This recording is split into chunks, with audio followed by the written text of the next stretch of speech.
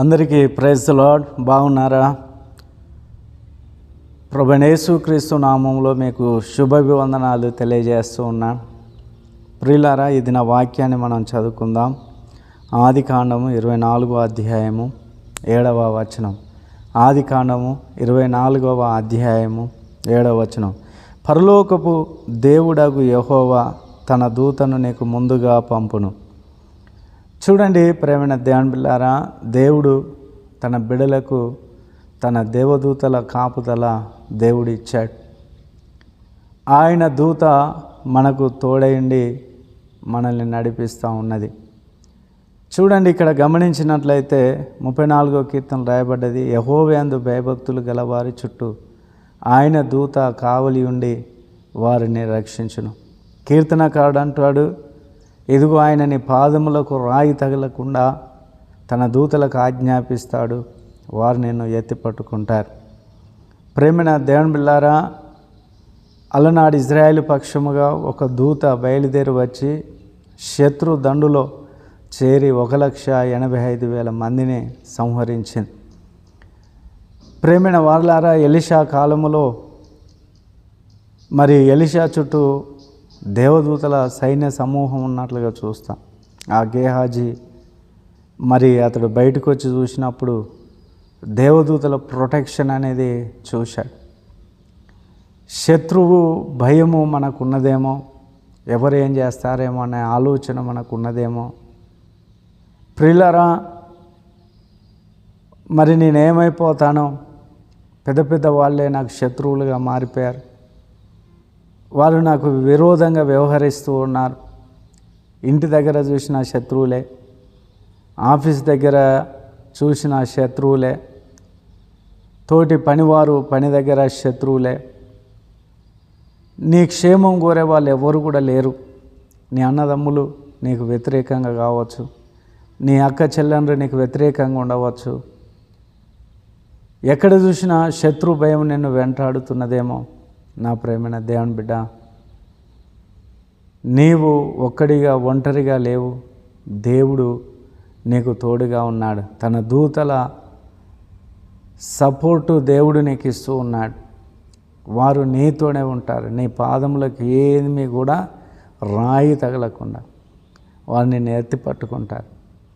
నీ ప్రయాణంలో కావచ్చు, నీ బిజినెస్లో కావచ్చు, నీ ఉద్యోగంలో కావచ్చు, నీ ఒంటరితనంలో కావచ్చు, దేవుని యొక్క కాపుదల నీకున్నది.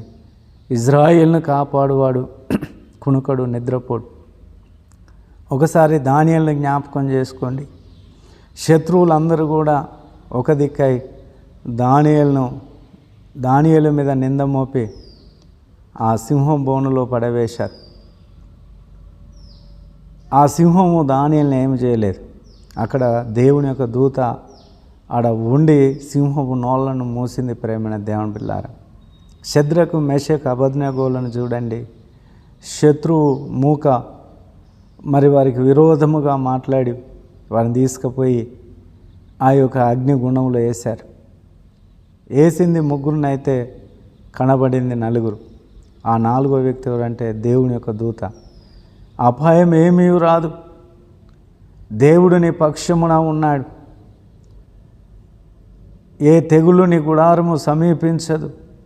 పగటి వేళ ఎగురు బాణముకైనను, చీకటిలో సంచరించు తెగుళ్ళకైనను, మధ్యాహ్నమందు పాడు చేయు రోగముకైనా నీవు భయపడకుందు. దేవుడు నీ పక్షమున ఉన్నాడు గనక నీకు విరోధి ఎవడు? నిన్ను ముట్టినవాడు దేవుని కనుగురుడ్డును ముట్టిన వానితో సమానం. కనుక నీ శత్రువు ఒక మార్గంలో వచ్చి 7 మార్గంలో పారిపోయేటట్లుగా దేవుడు చేస్తాడు. కనుక డోంట్ వరీ ప్రియులారా, దేవుని దూత నీకు తోడుగా ఉండి నీ మార్గం సరళం చేస్తుంది. దేవుని యొక్క కాపుదల నీకు ఉంటుంది. Don't worry. ఇదిగో నా పక్కన 1000 మంది పడినా నా కుడి పక్కన 10,000 మంది కూలిన అపాయం నా యుద్ధకు రాదు అన్నాడు దావీదు. అటువంటి నిశ్చయత కలిగి మనం ముందుకు సాగుదాం. దేవుడిటి మాటలు మన వినికిలా ఆశీర్వదించునుగాక.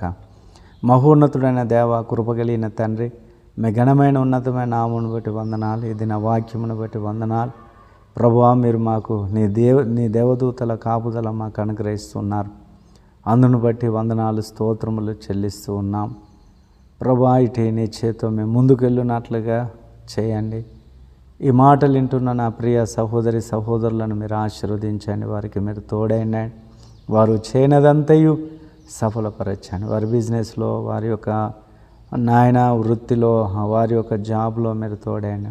వారి పిల్లలను, వారి కుటుంబమును, వారి భవిష్యత్తును, వారి సమస్తం దీవించండి. ఇది నా కాపుదల దయచే వెలుచున్న మార్గంలో తోడైండి.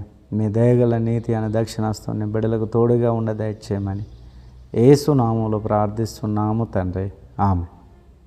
Praise the lord. అందరికీ వందనాలు.